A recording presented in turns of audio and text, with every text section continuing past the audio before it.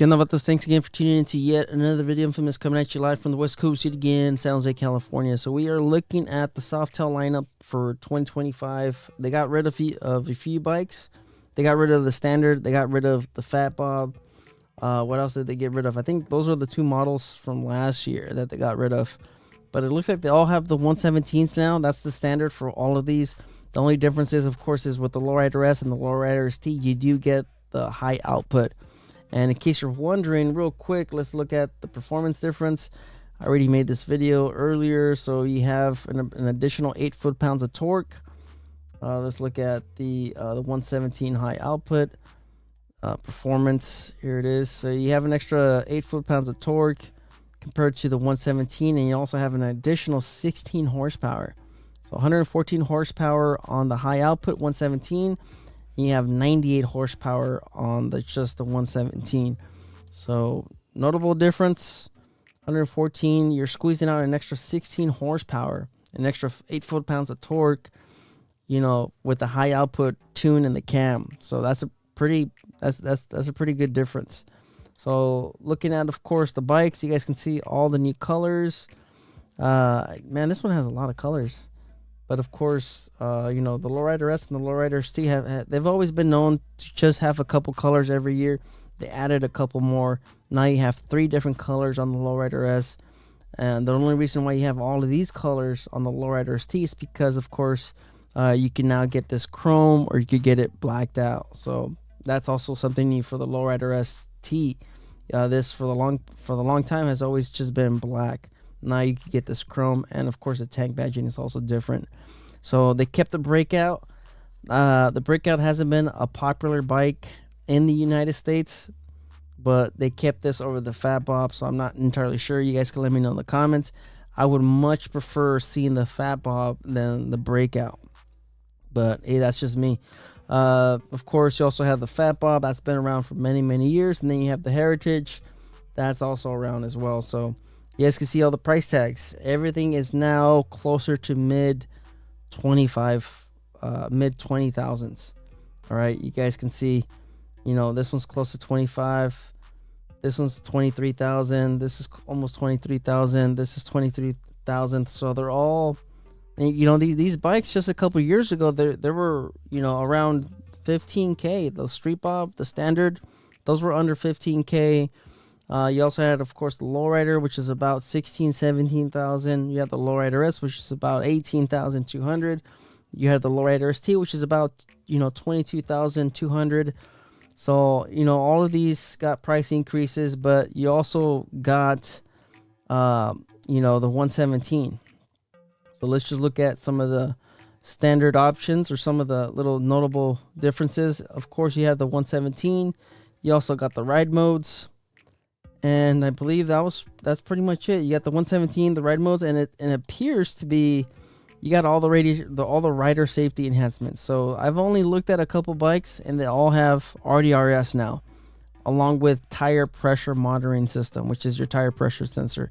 So it looks like you get all the safety enhancements, all the rider safety enhancements. You get the 117.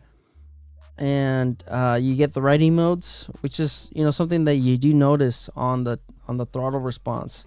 I know some people say it's a gimmick because it only removes the throttle lag, but I can tell you, you know, based off my experience and what I've seen other people react to, they really like the ride modes. I like the ride modes. I think it's neat that they included it. It's about time because Indian has been doing it for a while. So here's a couple, you know, bikes. Of course, that's the Street Bob. I like that they've included the laced wheels option on this one. You now have that option. You have, of course, the Lowrider S. It's a favorite. It's been a good seller for Harley Davidson. You could pretty much do anything with this. And like I mentioned, the price increases were coming. This is why people are like, oh, how can you be positive when, you know, these prices are going up? The thing is, we knew these prices were going to go up. I was just saying it's nice to see that they're actually giving you, you know, something. The 117, the riding modes, just, you know, the all the way around LEDs, turn signals, the tail light, the daymaker. Of course, you know, like I mentioned with this one, 114 horsepower at 128 foot-pounds of torque. So it's nice that they've included all of these, you know, little extras for the price increase. Here's the Lowrider ST, another favorite. Sorry guys, I'm still sick.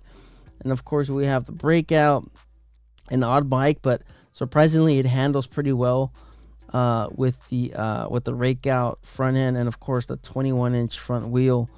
But it's neat to see the tank badging on some of these. That's a pretty good looking tank badging.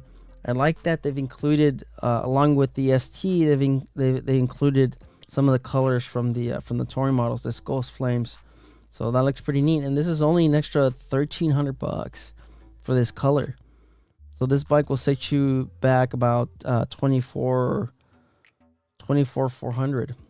So pretty neat. Massive front wheel, very custom looking bike. The chrome looks very nice on this one as well. You guys can see it. It's on the struts, side covers. Let's look at the Fat Bob, of course, a very popular bike. It's been around for many years. Also with the 117 as well. Ride modes, the updated hand controls, the massive rear fat tire, and then the massive fat tire in the front too as well. Let's look at the last Softail, the Heritage. I wonder if this has, yes, this actually has the option for laced wheels and then the mag wheels. So this back in 2022, you had the option to actually get this chrome. Now the trim is just black on this one, so you guys can decide if that's a win or that's a that's a fail, because it, like I said, this has always been more traditional, but it's still a good looking bike. Many different colors, vivid black, the white onyx pearl. You guys can see the neat tank badging. So the Fat Bob unfortunately did not make it, and the standard was like the only one that was still $15K under $15,000. Now the cheapest Softail oil cooled, air cooled V twin is now starts at $17K. So you guys can let me know in the comments what do you guys think. For the price increase, rider safety enhancements, RDRS, that alone, that was a $2,000 option back in 2022, 2021. So it's neat that they've added that. Of course, the ride modes also neat. The 117, I'm guessing these are also vented through the trans cover now, because it's got the VVT the cam chest cover. So I'm guessing this might be, I'm not sure. I'll have to look at these at the dealership, and I'm gonna take a closer look at the trans cover. But the lineup looks pretty solid. All right, it's just the only thing I think it's unfortunate is the Lowrider S with the black trim and the Billiard gray. That's gonna set you back $25,300. That's an increase of $3,000. Jeez, an extra increase of $3,000. But you guys could decide, is the riding modes worth it? The 117 high output. You also have even bags on the ST, which is also neat. Something that they finally listened to, the consumer. We wanted even saddlebags, and now they're pretty even.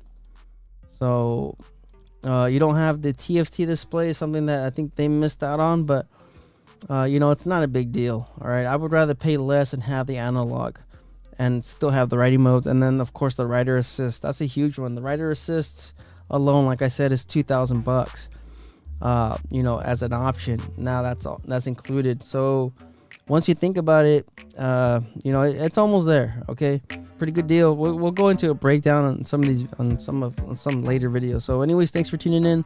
Thanks for watching. Life's Risk. Get out there and ride later.